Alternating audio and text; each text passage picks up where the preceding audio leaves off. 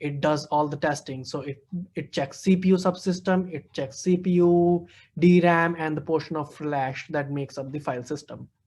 And then what happens after this? So once it tests that all the hardware associated with the switch is okay, it loads a program called bootloader software. A bootloader software is a, you can consider it as a set line of code. It's a very small program that's again stored in ROM, which is run immediately after a successful post completion. What this bootloader software does, what it does, it performs the low level CPU initialization. CPU is a central processing unit. It has a physical memory, it has registers, it has the speed. So it tests all these very low level computation, that whether the CPU has initialized registers, which control of the physical memory would be mapped to, what memory of physical memory would be given to what resources, and what speed should be there. We can always change this configuration. We will learn about that. So all these initial level configuration that are stored in the bootloader software, they are performed in the step 3. So once it is done, the bootloader initializes the flash file system on the system board. So it's sort of the same system that you have on the hard drive. So when you power on your computer, what you do is you mention that whether you want to initialize the system, say Linux, Windows operating system, different operating system you might have on your hard drive. So it also have that system initialized in its flash drive. So it boots from there. And finally, it locates and loads the default iOS operating system onto the software image, so and gives you control of that. So iOS is the inter-network operating system. It's the Cisco proprietary operating system, which is used for configuring switches and routers and other end devices as well. So once you have the control of the iOS system, you can work what you want to do, or you can also manipulate some of the configuration to get the required functionality done.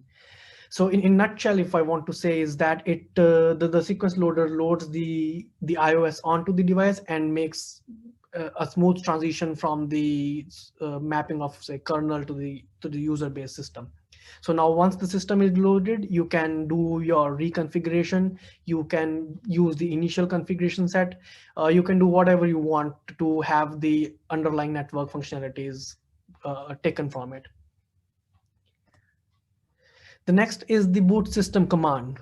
So the switch attempts to automatically boot the information from boot environment.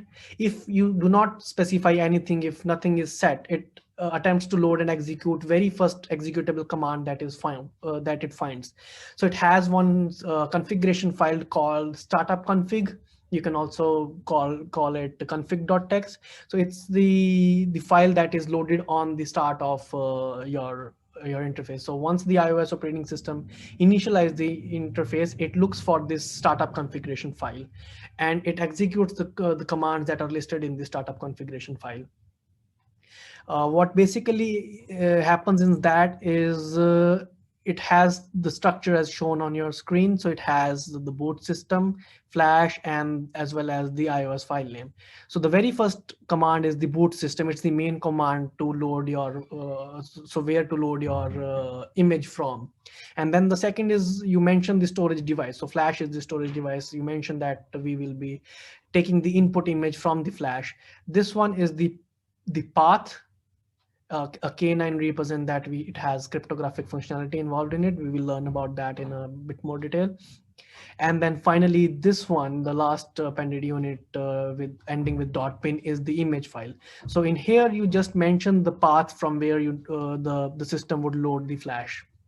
Sorry, the system would load the iOS image from.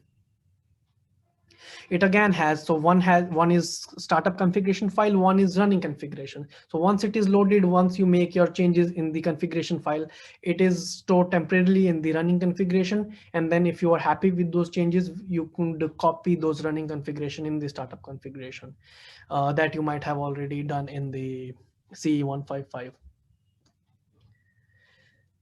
So what happens initially once you turn on? I do not have access to the physical switch here, otherwise I would show you. If you have attended CE155, you might have in the labs seen this physical switch. So if you remember correctly, it has these this sort of interface. It has again a large number of ports in which you can put your Ethernet cable, some other cables. This is basically the LED indicators that it has. So once you power on, it has 1, 2, 3, 4, 5, 6. So this, we are basically talking about the CE2960 switch or the similar family switch. So what is this SIST? So this is system LED. It shows whether the system is receiving power or functioning properly. So when you switch on, it should be green. We'll learn more about the colors in the next slide. But just let us just go over what each of those show or portray for. The second one is the RPS. It is redundant power supply. Some of the switches have it, some of the switches do not have it. But if a switch is having this, and if there is an alternate power supply source that is coming to the switch, in case the initial or the primary source fails, so it will be shown in the RPS indicator light. The third one is the stat. It's the port status LED. When it is green, it indicates the port status mode, which is the default. So it is associated with different ports. So you can't just see that it's green here. It will be green, but again,